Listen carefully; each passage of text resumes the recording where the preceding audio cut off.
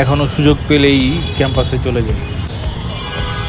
গত শনিবার গিয়েছিলাম দেখতে ভূমিকম্প পরবর্তী ক্যাম্পাসের কি অবস্থা, কি নতুন কিছু হলো ক্যাম্পাসে।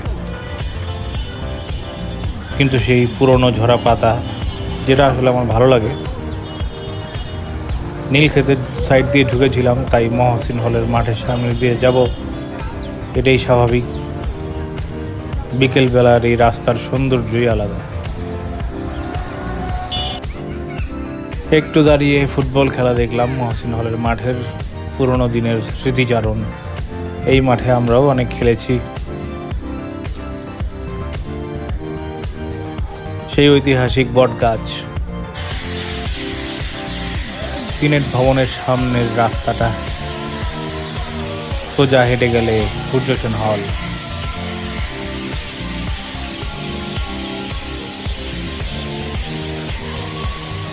সন্ধ্যায় পাখিদের এই কিচিরমিচির শোনার জন্য এই রাস্তা দিয়ে আসলাম। এসে দেখি এই একটা জায়গা ডেঞ্জার জোন।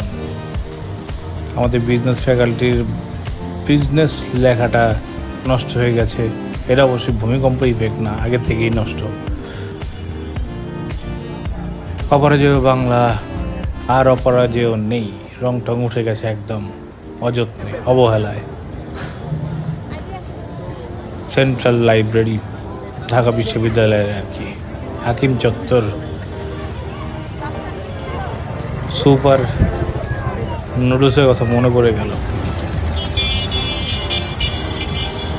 বাংলাদেশের সবচেয়ে মডার্ন মেট্রো রেল।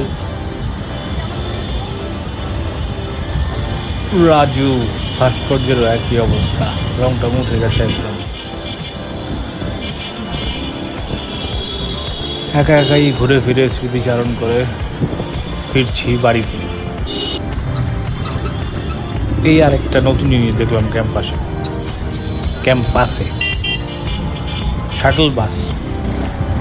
এখানে কি আমরা উঠতে পারবো নাকি শুধু বর্তমান শিক্ষার্থীরা, কে জানে।